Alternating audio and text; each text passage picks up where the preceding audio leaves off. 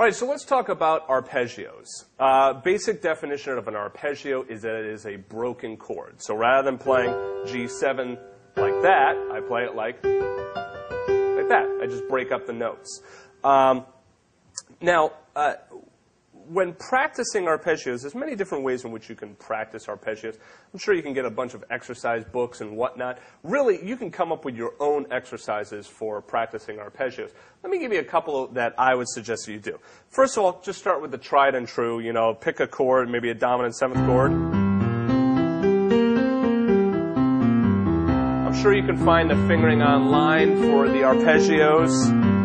I think that you can also find them in the Hannon book as well. I think it's in the back there. Basically, though, you see how I'm using my all four fingers there. Then I get to my thumb, cross over. If you take a look at the fingering lesson, which was, what was that, part 4 or 5, if you take a look at that, you'll also see that I explain some different, ways in which you can finger exercises at the piano and not, get fouled up. So that's just going up. You can also do this. I did, so here, what I did there was I went 2 octaves, and I just kept going up the 2 octaves, and then went back down. You can also do it 1 octave in the left hand, or just stick with 1 octave. Now, what I like to do is anytime you're doing exercises, I don't like just doing exercise up and down. I like being a little bit more creative with them, and you'll see that with some of the exercises that I'm going to show you a little bit later. But,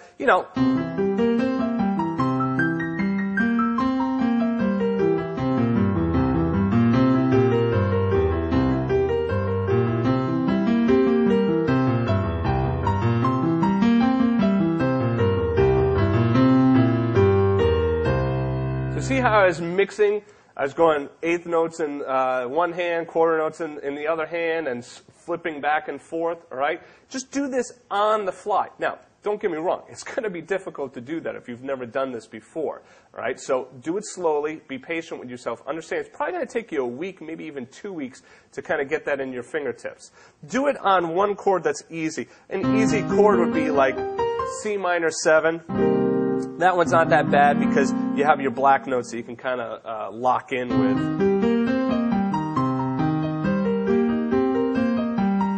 I would also suggest do the left hand down 2 octaves. So do this.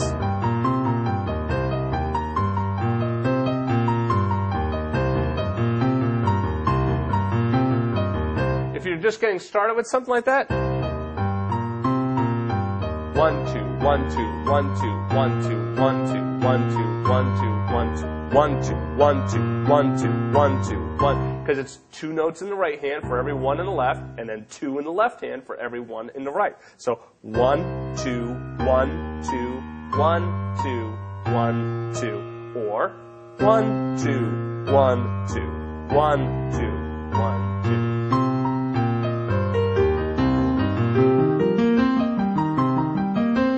As you start to feel more comfortable with that, then you can start to move into some different kinds of chords.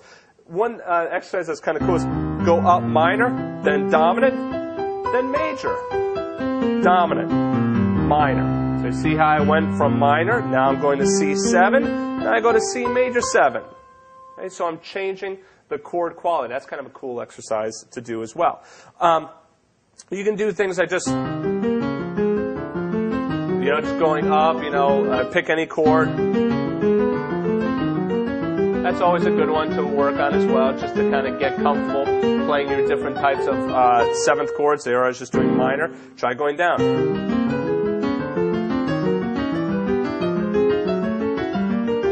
All right, that's just, you want to make sure that you really feel comfortable being able to get to those notes. Now, after you do something like that, then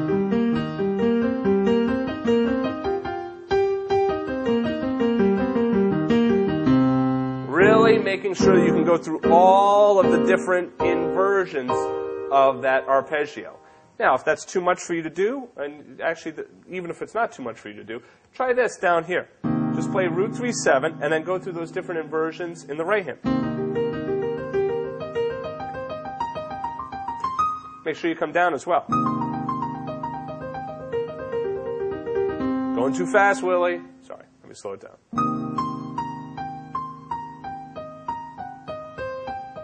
A little flub in there.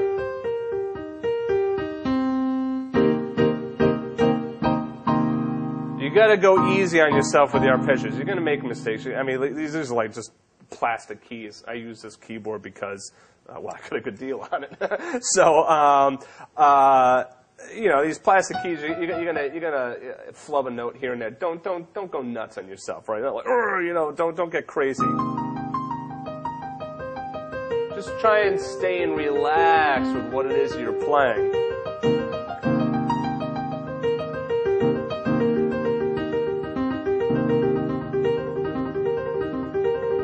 You know, just kind of like mess around, just stay right there. What you're trying to do is you're just trying to like loosen up that hand, right? And trying to get some stuff that you can use for improvisation. Wow, there's a lot of stuff that I just gave you right there, exercise-wise. Let's see what else. Was there another one? Well, I mean, I guess that's pretty much it. Let me talk about the and obviously you can come up with plenty of your own exercises as well, and I suggest that you do come up with your own exercises. Let me go through the example though that I put together here and how to use it in your solo.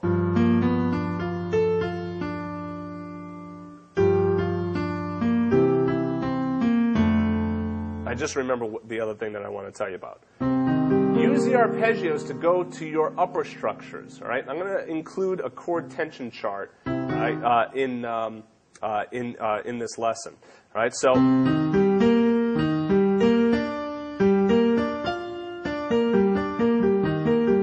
see how I went up to my 9th and then to my 11th for my C minor 7th.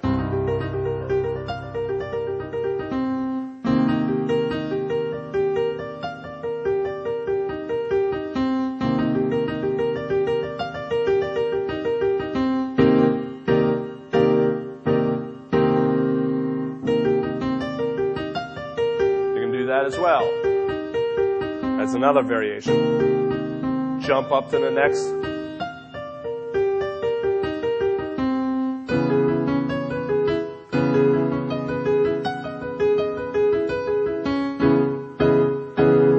Okay. So you can go ahead and all 12 keys, or what you can do is just, you know, skip around, pick different chords to try it on. Let me go to this example now. So I did that arpeggio up to the 9th. There's my approach. And then here's my arpeggio. Right? Coming right down G minor. Coming right down C7. And where do I end? I end on that 3rd of the F6 because it's a real strong chord tone. There's my guide tone.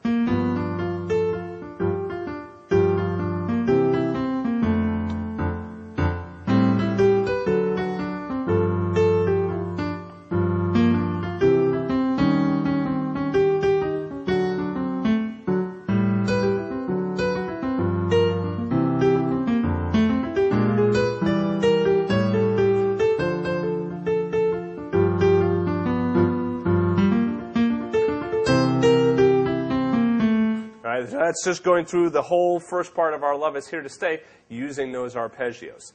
Unfortunately, I can't break too much of that down right now. It's just not enough time. But in the site, if you want to request a lesson on breaking down a whole solo, if you want me to write out a whole solo over something like Our Love Is Here to Stay, I'm happy to do something like that. Add another lesson on there. Anyway, all right, so that's it for arpeggios. When we come back, what I'm going to do is I'm going to talk about some different chromatic exercises that you can work on just to help loosen up your hands. So I'll see you in a second.